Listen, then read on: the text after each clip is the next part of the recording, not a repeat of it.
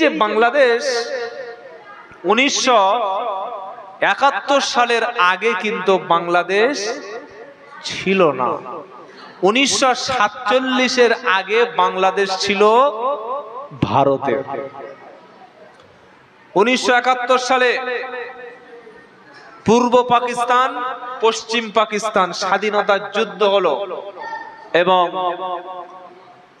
শেখ মুজিবুর রহমান, যেটা হলো আমাদের হাসিনার বাবা, তার দ্বারাই বাংলাদেশ একটা রাষ্ট্রে পরিণত হলো।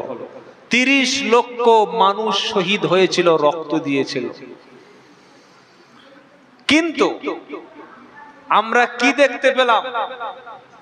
আমরা অনেকে ভাবি কি জানেন, যে নাম যদি মুসলমান থাকে মনে করি লোকটা মুসলমান। কি ভাবি না? শেখ হাসিনা শুনে হচ্ছে নাম যেন একদম বিশাল আল্লাহওয়ালা, কিন্তু ফেরাউনের যে বোন বাংলাদেশে বেঁচে ছিল এটা পৃথিবীর লোক জানতো না। ফেরাউন যদি থাকতো এতদিন বেঁচে, ওর বোন বানিয়ে নিত। তার অপরাধগুলি কি? কেন আল্লাহ জালিমকে পৃথিবীতে ধ্বংস করেন? 2009 সালে যখন বাংলাদেশের নির্বাচন হয়, ব্যাপক ভোট পাওয়ার পরে, যেহেতু বাপ প্রধানমন্ত্রী ছিলেন, বাপ রাষ্ট্রের স্থপতি ছিলেন, বাপের দোহাই দিয়ে রাজনীতি করা খুব সহজ, বিশাল ভোট পায়। এই 2009 সালে ভোটে জেতার পর থেকে তিনটে নির্বাচন হয়েছে বাংলাদেশে। একটা 2014, একটা 2018 আর একটা 2024। এই তিনটি নির্বাচনে বিরোধী পার্টি কাউকে সেখানে প্রতিদ্বন্দ্বিতা করতে দেওয়া হয়নি। 1 নম্বর হাসিনার পতনের কারণ। পতনের কারণটা বলছি। 2 নম্বর হলো বাংলাদেশের জমিনে আইনের কোনো শাসন ছিল না। আমাদের মহান ভারতবর্ষ, যদি কেউ অপরাধ করে তার জন্য আইন আছে। পার্লামেন্ট আইন পাশ করে, সুপ্রিম কোর্ট, হাইকোর্ট রায় দেয়। কিন্তু বাংলাদেশে যখন কোনো ব্যক্তির বিরুদ্ধে কে কতদিন জেল খাটবে, কার ফাঁসি হবে, কে বাইরে থাকবে, এটা কোর্ট থেকে নয়, বরং হাসিনার বঙ্গভবন থেকে সিদ্ধান্তটা যেত। পরে তার প্রমাণ, কাদের মোল্লা বলে একজন ব্যক্তিকে ফাঁসি দেওয়া হয়েছিল 2016 সালের দিকে। কাদের মোল্লার অপরাধ কি? তিনি খালেদা জিয়ার সঙ্গে রাজনীতি করতেন। এগুলো জানার প্রয়োজন আছে আমাদের। তো আপনারা কোনোদিন শুনেছেন একটা লোকের যাবজ্জীবন হয়ে গেলে সেই ব্যক্তির রায়টা ফাঁসিতে পরিণত হয়? শুনেছেন? আমাদের ভারতবর্ষে বা বিশ্বের জমিনে কি হয়? দাগী আসামি, দাগী অপরাধীর ফাঁসির রায় যদি সুপ্রিম কোর্ট দেয়, তার 2টো সুযোগ আছে বাঁচার। কটা? জোরে বলে। 2টো। 1 নম্বর কি? 1 নম্বর হলো লোকটি রাষ্ট্রপতির কাছে বা সুপ্রিম কোর্টের কাছে আপিল বিভাগে আপিল করতে পারে যে আমাকে যে ফাঁসির রায় দেওয়া হয়েছে না, এর থেকে আমাকে মুক্তি দেওয়া হোক। যদি আপিল বিভাগ মকুব করে দেয়, লোকটা তাহলে বেঁচে যেতে পারে। ঠিক বলছি না ভুল বলছি? 2 নম্বর হলো যখন আপিল বিভাগ বলে বাঁচার আর কোনো সুযোগ নাই, তখন রাষ্ট্রপতির কাছে একবার হাতে ধরে পায়ে ধরে প্রাণ ভিক্ষা চাইতে পারে যে আমার ছেড়ে দেওয়া হোক। কাদের মোল্লা নামক হাসিনার প্রতিদ্বন্দ্বী রাজনীতিবিদ, হাইকোর্ট থেকে রায় আসলো কি লোকটা সারা জীবন যাবজ্জীবন জেল। হাসিনা দেখলো, আরে এই কাদের মোল্লা বা বিরোধী পার্টিকে যদি বাঁচিয়ে রাখি তাহলে আমার তো গদি থাকবে না। ঠিক ফেরাউনের মতো। যেমন বাচ্চাগুলোকে ফেরাউন বলল হত্যা করো, কারণ যদি ওই বাচ্চার মধ্যে কোনো মুসার মতো বাচ্চা তৈরি হয়, কিন্তু আল্লাহ তো মুসাকে ফেরাউনের বাড়িতেই তৈরি করবেন। কাদের মোল্লার রায়কে হাসিনা বললেন ফাঁসি দাও, যাবজ্জীবন থেকে ফাঁসি দেওয়া হলো। চিন্তা করতে পারছেন রায় কাকে বলে?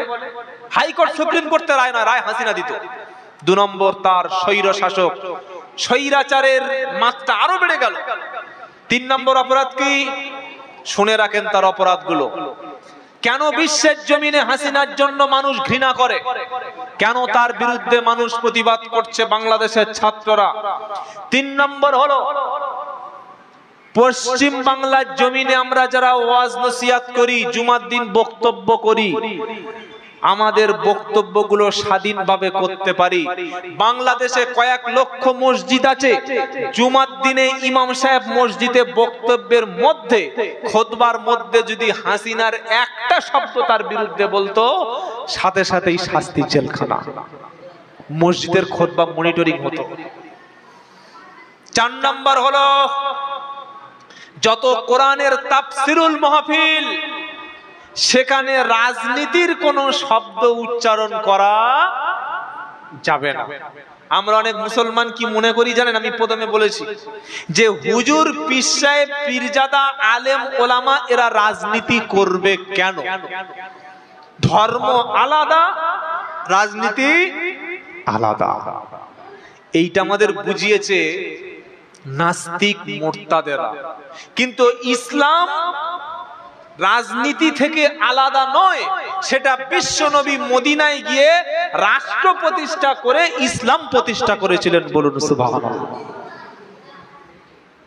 তাফসীরুল কোরআন মাহফিল বন্ধ হলো, যারাই বড় বড় মুফাসসির সবগুলোকে জেলখানায় বন্দী করা হলো। যেমন মুফতি কাজী ইব্রাহিম সাহেব 3 বছরের জেল খাটলো। মুফতি আমির হামজা সাহেব কোনো অপরাধ নাই, 3 বছরের জেল। আল্লামা মামুনুল হক অপরাধ নাই, 3 বছরের জেল। আর ভাগ্য ভালো মিজানুর রহমান আজহারি পালিয়েছিল মালয়েশিয়া, তা না হলে ফাঁসি মনে হচ্ছে হয়ে যেত। কি বুঝলেন? তবে আজহারি সাহেব খুব তাড়াতাড়ি ফিরবেন, নেতৃত্ব দেবেন। বলুন ইনশাআল্লাহ। বাংলাদেশে যে বিপ্লব শুরু হয়েছে সেটা আলেমদের বিপ্লব, ওলামাদের বিপ্লব। ওলামারাই এবার নেতৃত্ব দেবে। বলুন সুবহানাল্লাহ। সে যখন আরো বড় ফেরাউন হওয়া শুরু করলো, ফেরাউনের প্রতিযোগিতা চলছে। 5 নম্বর কি করলো? আল্লামা দেলোয়ার হোসেন সাঈদী রহমতুল্লাহ আলাইহি, যিনি মুজাদ্দিদের মতো কাজ আল্লাহ তাকে দিয়ে করিয়েছিলেন। বলুন সুবহানাল্লাহ। সাঈদী সাহেবের অপরাধ কি? কয়েক হাজার অমুসলিমকে মুসলমান বানিয়েছিল। 2 নম্বর অপরাধ, তার কথা শুনে লক্ষ লক্ষ মানুষ মাজারমুখী না হয়ে মসজিদমুখী হয়েছিল। বলুন সুবহানাল্লাহ। মাজারওয়ালারা দেখলো আমাদের ব্যবসা তো ভালো চলছে না। আপনারা শুনলে অবাক হবেন, আল্লামা সাঈদীর বিরুদ্ধে প্রথমে কোন হাসিনার লোক মামলা করেনি। মামলা করেছিল একজন পীরপন্থী ভণ্ড পীর, মাঝ ভান্ডারী। সে বলল সাঈদী সাহেব মাজারের বিরুদ্ধে কথা বলে, আমাদের ধর্মীয় অনুভূতিতে আঘাত লাগছে। এই অভিযোগে তাকে গ্রেফতার করা হলো। গ্রেফতার করার পরে খুন, ধর্ষণ, তারপরে দেশদ্রোহী যত রকমের অপরাধ ছিল মিথ্যা করে সব চাপিয়ে দেওয়া হলো। কত বড় ফেরাউনের ছোট বোন হাসিনা 2013 সালে যখন সাঈদী সাহেবের বড় ছেলে মাওলানা রফিক বিন সাঈদী হার্ট অ্যাটাকে মারা গেল। বলুন তো পৃথিবীতে কোনোদিন এরকম হয়? সন্তান মারা গেছে আর বাপ জেলখানায় আছে, 2 ঘন্টার বেশি ছুটি পাচ্ছে না। এটা কোনো মুসলমানের কাজ? বাড়ি পর্যন্ত যেতে দেওয়া হলো না, আবার জেলে ফিরিয়ে আনা হলো। 2014 সাল, 24 সাল, গত বছর এই 14ই আগস্ট সামনে আসছে। এতদিন পর্যন্ত আল্লামা সাঈদী সাহেব বেঁচে ছিলেন, তাকে বাঁচিয়ে রাখা হয়েছে, ছোট্ট জেলের মধ্যে রাখা হয়েছিল, চিকিৎসা পর্যন্ত করতে দেয়নি এই বেঈমান হাসিনা, স্বৈরাচার। শুধু সাঈদী সাহেব নয়, কয়েক লক্ষ নিরপরাধ আলেম, ছাত্র, ইমামকে জেলখানার মধ্যে রাখা হয়েছে।